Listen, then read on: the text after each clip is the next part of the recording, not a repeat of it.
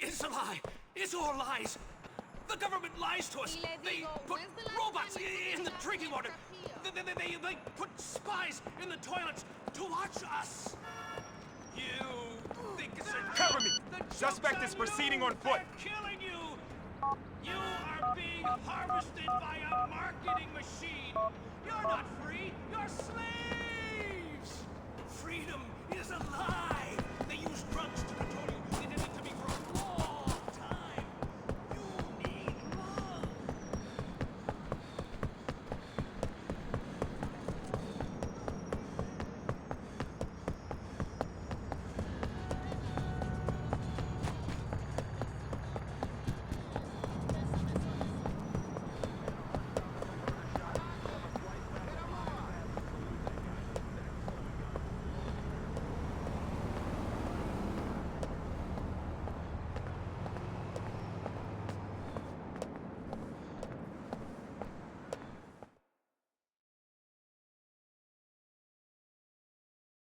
Okay, guys, I just want to get one more shot, okay. please. This is going to look great right over here. well, Officer, well, please, I need over you this here? way. Thank you. Tight up, Manny. I need you guys tight. It's Uh-huh. going to be great. Okay, thank you. A little closer, a little closer. Thank you so All much. right. It's wonderful, wonderful, beautiful. Now, we are going to be da-da-da-da-da. Yeah, all I can say is I hope you'll continue to make the community a better place. Hey, man, you know, for a cop, you ain't so bad, man. You know, give it up. The streets, man, word, give it up.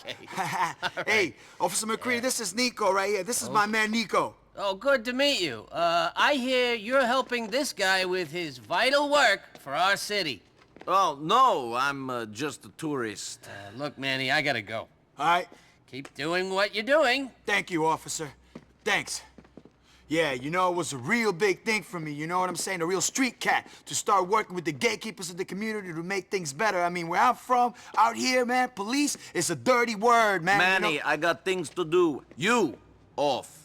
Yo, man, I was just getting my flow on, man. I ain't rap for years. I was one of them cats who invented that shit, man. It went commercial. Yeah, like charity work. Shit, man, I'm the voice of the streets, man. Yo, if I'm gonna make some money, that's the way shit's gonna be. All right, I'm just saying. Whatever, man. Fucking punk. Yo, listen, homeboy, I need you to do me a favor, man. Listen, man, I need you to help me out, man. I need you to get some bitches taken out, moved on, whatever. Cause, yo, I promised Mr. McCready I was gonna get this place cleaned up, and I will. Okay, how many? A bunch, man, a bunch. They're hanging out and making bad shit happen all over South Bohan, man. They're over on Windmill Street right now. All right. What did they do? Man, they disrespected the codes of the streets, man. The streets, man, they owe you, man. They owe you big time. As long as they pay. Over here, man. I'm on you. Yo, that's what I'm saying, man. Streets, we got codes, man. You know what I'm saying? We live by these codes, you know what I mean?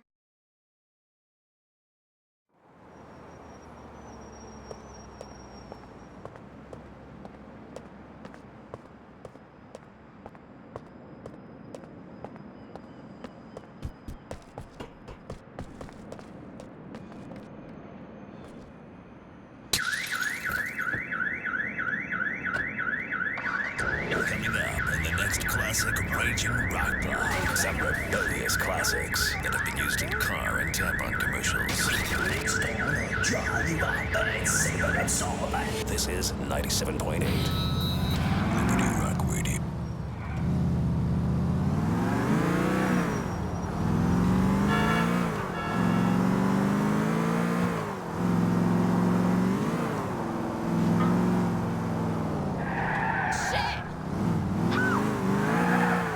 And police believe he was the victim of a gang hit.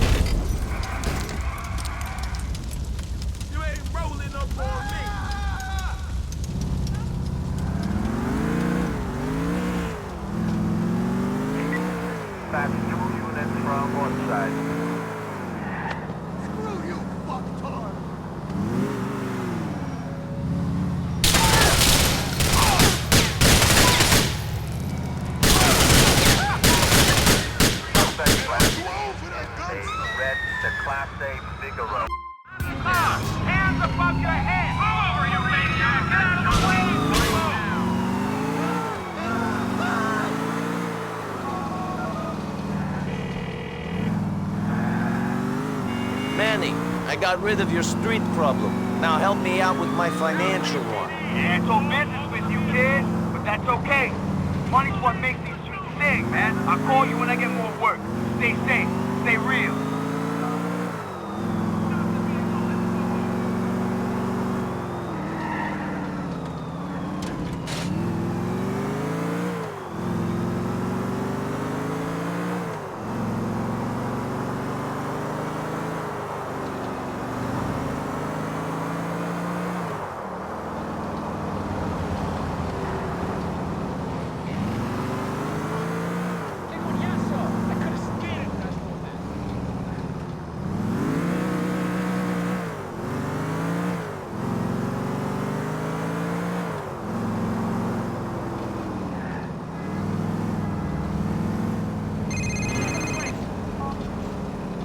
Hey, Nico.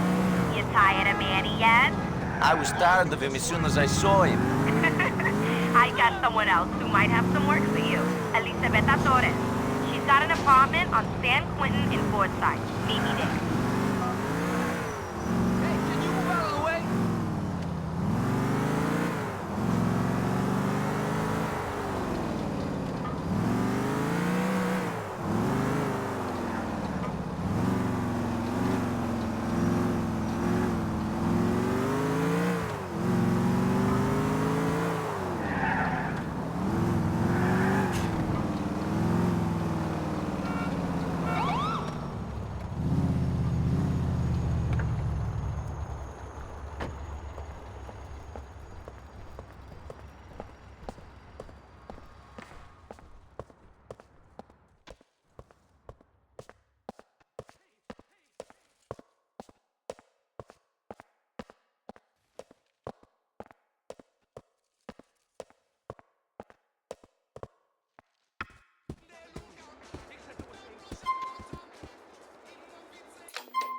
Of life, and Cherenkov, because commercials warm you to the core.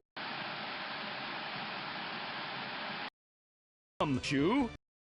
Rail from the start. It hadn't worked for the Greeks, and it wouldn't work for the Dutch. 4,000 miles from home and no internet connection to read up on soccer scores, the populace became disenchanted. The colony's deep-seated racism and love of 24-hour shopping would begin to prove to be its undoing.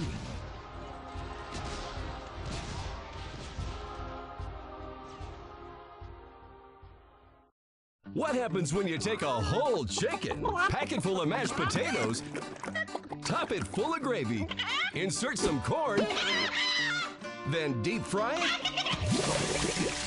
You've got yourself a meal. The all-new stuffed Pollo Todo Frito, now at Cluck and Bell. The meal in one just got massive. Cluck and Bell. Liberty City! You don't need money to drive away at Sully's! How about the Farachi? Here's a fine racing machine for you. There's been a lot of special moments in this beauty. So special, there was an Amber Alert issued. They never found her, but it's yours for $7,999. Enjoy the power of the open road today. Oh boy, Sully's got a nice one for you here. The Emperor. fast as hell, and the airbags have been successfully tested by the previous 3 owners. None of them are in the state to drive anymore, so the car is yours now for the low price of $12,999. Sully's has trucks too!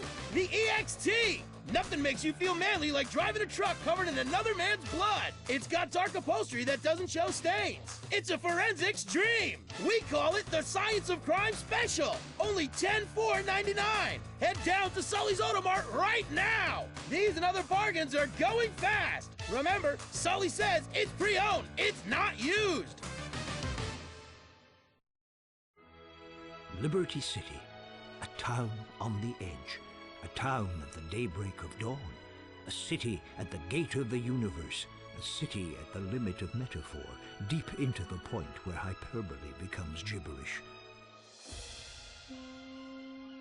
The gateway to the new world was also a terrifying den of iniquity, and the campaign to clean up Liberty City and shut down the comatoriums began almost as soon as the city was founded.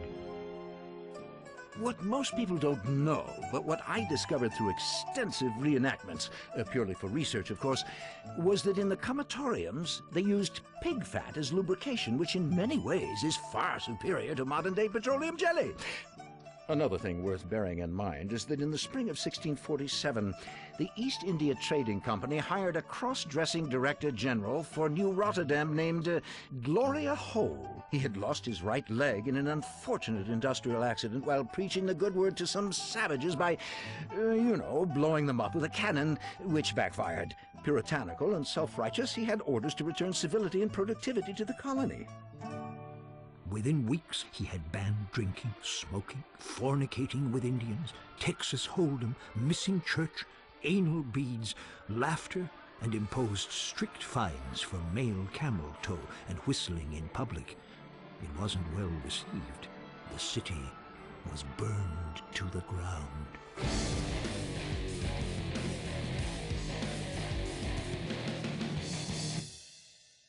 Within a few years, New Rotterdam had become so diverse that the Dutch had become a minority in their own colony. Then, just like today, nobody paid attention to the Dutch and only passed through to get stoned or screw a hooker while pretending that they were going there to look at the depressing paintings and smelly stagnant waterways and wooden shoes. Diversity was troubling.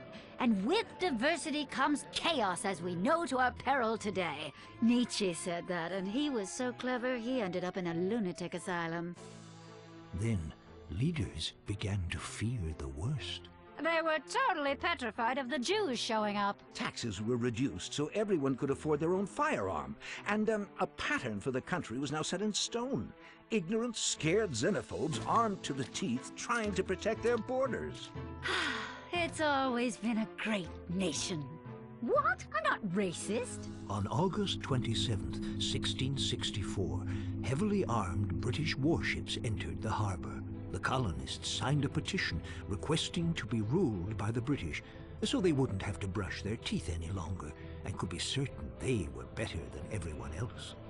The English quickly renamed New Rotterdam Liberty City, after a generous donation by the Bank of Liberty for sponsorship rights.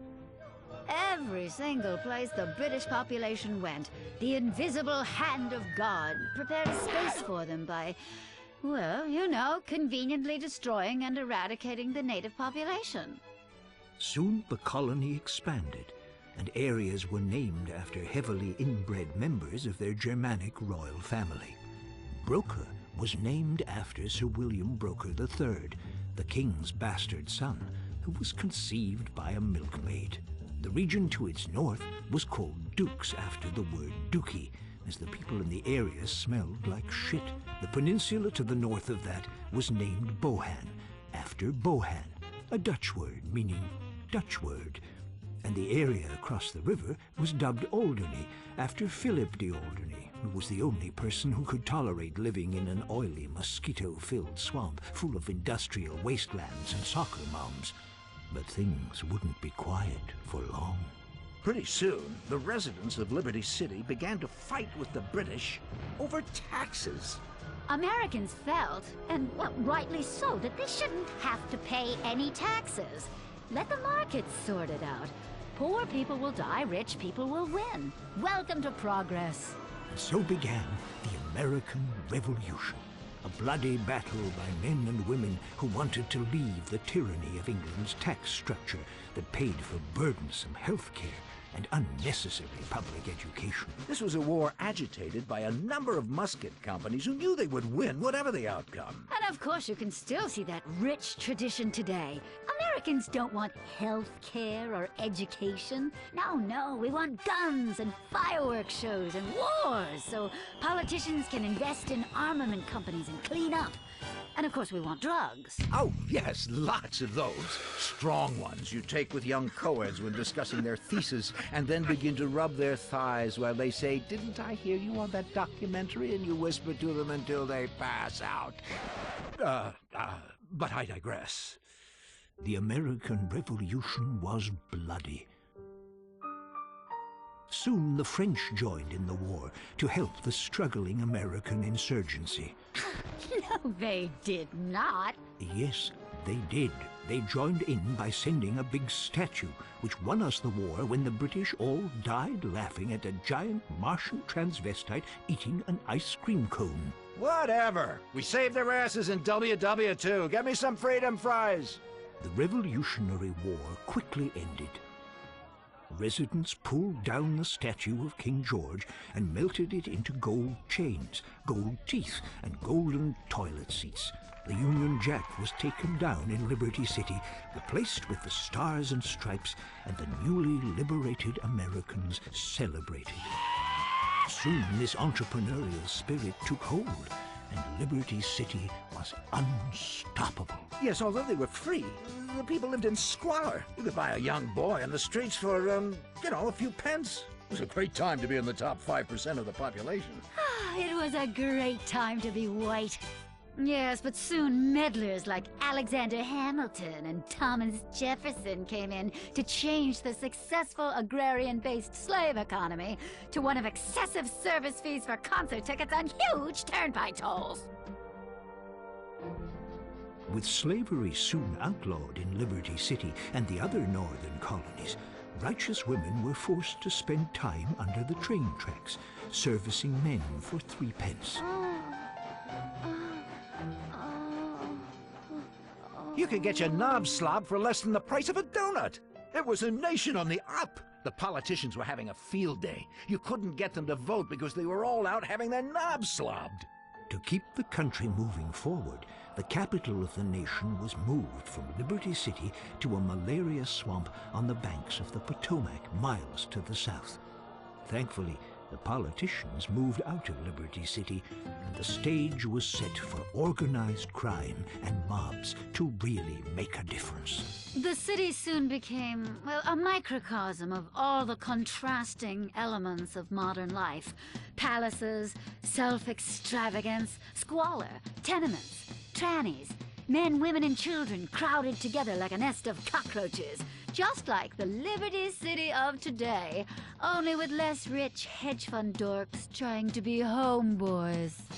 With tensions rising and civil war on the horizon, Frederico Fitzpatrick planned to head off and teach the South a lesson. But before doing so, continued his great project to bring calm and civilization to all. A central repository for the most hopeless specimens of degraded humanity to get high in. A park in the middle of Liberty City that would become the great democratic meeting ground where, no matter how rich or how poor, you could get dragged into the bushes and raped. Yet beyond its tranquil borders, tension was breaking out. A lot of people were tired of living in black and white. They wanted color, and there were riots. There were kids sleeping in the streets, begging, willing to do anything for a nickel. And there were no taboos or TV shows to catch you doing what is natural between a man and a boy. The nation was sliding inexorably into civil war, which we'll leave until next time. Unless you have the foresight to pre-order the box set of DVDs. Join us next time for A History of Liberty Part 2, The Civil War and Beyond.